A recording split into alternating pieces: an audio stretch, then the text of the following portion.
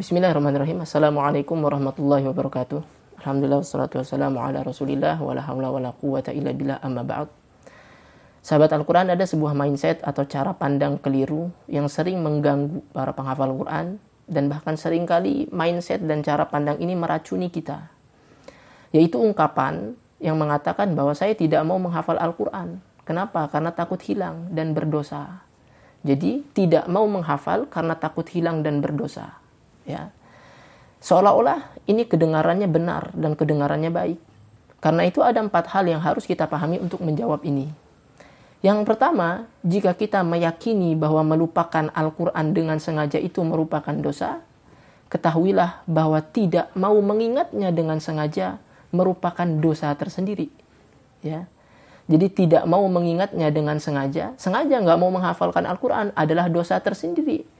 Sebab Allah Subhanahu wa taala berfirman dalam surah Ali Imran ayat 103, A'udzubillahi minasyaitonir rajim, wa'tasimu bihablillahi jami'an wa la tafarraqu. Ya, berpegang teguhlah kalian kepada tali Allah Subhanahu wa taala dan jangan kalian berpecah belah. Apa tali Allah itu? Para mufassirin menjelaskan, ya, mayoritas mengatakan tali Allah itu yakni Al-Quran. Sebagaimana hadis dari Nabi Muhammad SAW, huwa hablullahul matin. Al-Quran adalah tali Allah yang kokoh, wasiratuhul mustaqim. Dia merupakan jalan yang lurus. Maka Allah Subhanahu wa taala memerintahkan agar kita berpegang teguh dengan Al-Quran. Lalu bagaimana mungkin kita mengatakan, saya nggak mau menghafal Al-Quran. Sedangkan cara kita berpegang teguh dengan tali Allah itu, salah satu cara yang paling mudah adalah dengan cara menghafalkannya. Kita pegang Al-Quran itu kuat-kuat, sebab ia merupakan tali yang menjulur sampai ke langit. Ya. Tali yang terkoneksi kepada Allah Subhanahu wa taala. Itu yang pertama.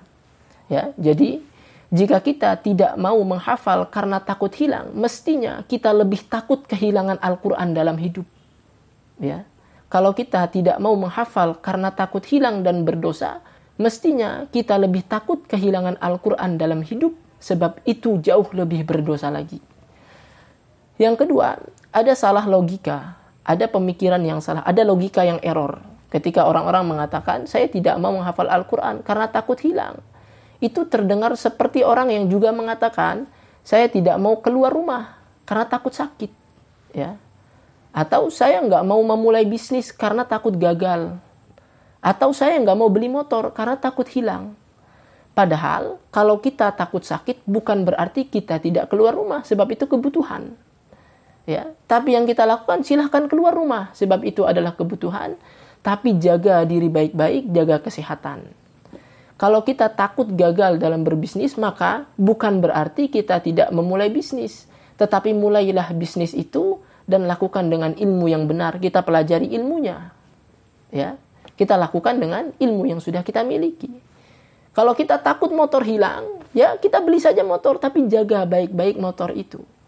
Maka sama, ketika orang-orang ingin menghafalkan Al-Quran dan dia takut hilang, yang dia lakukan bukan meninggalkan Al-Quran, tapi hafalkan Al-Quran itu dan jagalah baik-baik, berusaha kita menjaga Al-Quran itu.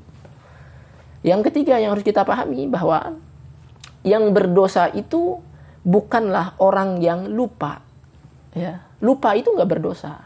Tapi yang berdosa itu adalah orang yang sengaja melupakan. Ya, sengaja melupakan. Maka orang-orang yang takut menghafal karena takut hilang dan berdosa, itu seolah-olah ada pesimisme di dalam dirinya. Ada kemalasan yang ada pada dirinya. Belum apa-apa dia bilang, saya takut lupa.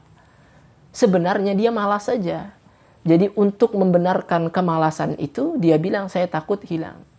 Sebab orang-orang yang berusaha mengulang hafalan, menjaga hafalan, meskipun dia lupa, dia tidak berdosa. Yang berdosa adalah orang yang sengaja melupa karena kemalasannya, karena ketidaksungguhannya dalam menghafal Al-Quran.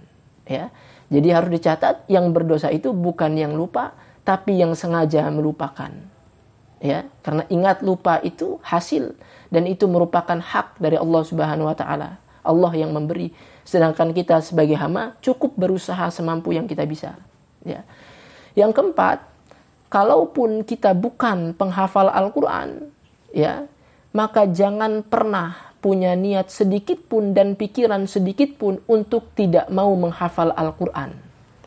Ya, Minimal harus tetap memiliki rasa, oh saya ingin jadi penghafal Al-Quran. Betapa hebatnya orang-orang yang menghafal Al-Quran itu. Mudah sekali mereka mengamalkan Al-Quran dalam hidup. Minimal kita harus punya rasa seperti itu. Jangan sampai sudahlah kita bukan penghafal Quran, kemudian kita justru mengatakan saya nggak mau menghafal Al-Quran, takut lupa. Takut tidak bisa mengamalkan, padahal cara terbaik mengamalkan Al-Quran yang mengingatnya terlebih dahulu. Minimal, kalaupun kita bukan penghafal Quran, maka jangan sampai kita punya niat sedikit pun tidak mau menghafal Al-Quran. Bahkan kita punya cita-cita atau keinginan atau rasa, wah seandainya saya jadi penghafal Al-Quran. Semoga itu menjadi doa yang kemudian menjadikan Allah Subhanahu wa Ta'ala memberikan semangat kepada kita. Kenapa? Sebab Al-Quran merupakan nikmat yang sangat besar dari Allah Subhanahu wa Ta'ala.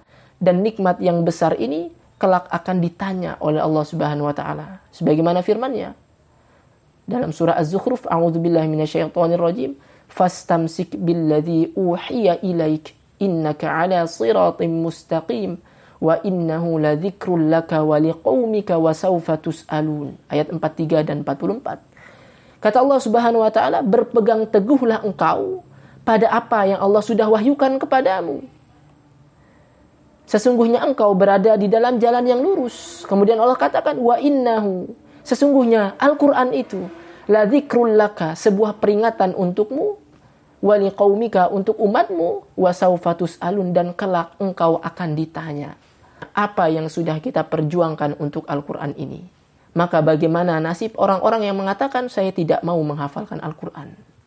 Ya, maka ketahuilah kalau kita tidak mau menghafal karena takut kehilangan Al-Quran, maka berarti kita sudah kehilangan Al-Quran sebelum memilikinya. Barakallahu fikum.